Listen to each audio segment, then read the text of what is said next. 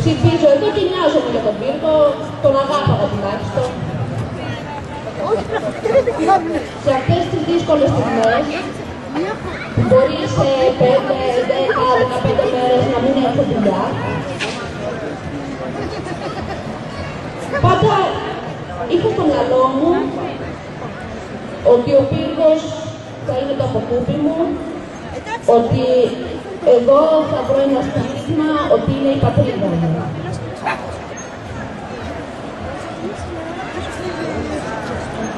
Πίστευα ότι μπορώ να βρω συστασιά στον Πύργο. Τη στιγμή όμως αυτή, ειλικρινά τρέπομαι. Δεν θέλω να γυρίσω πίσω.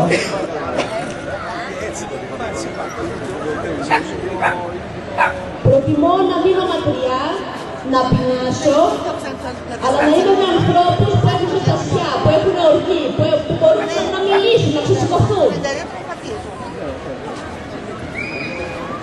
Δεν μπορώ να καταλάβω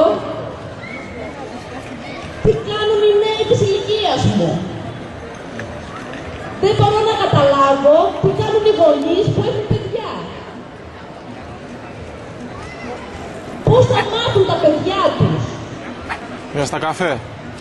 Η έλλειψη παιδείας δυστυχώς συνεχίζεται. Δυστυχώς ούτε αύριο έχουμε μέλλον. Γιατί με 20 ανθρώπους δεν υπάρχει μέλλον.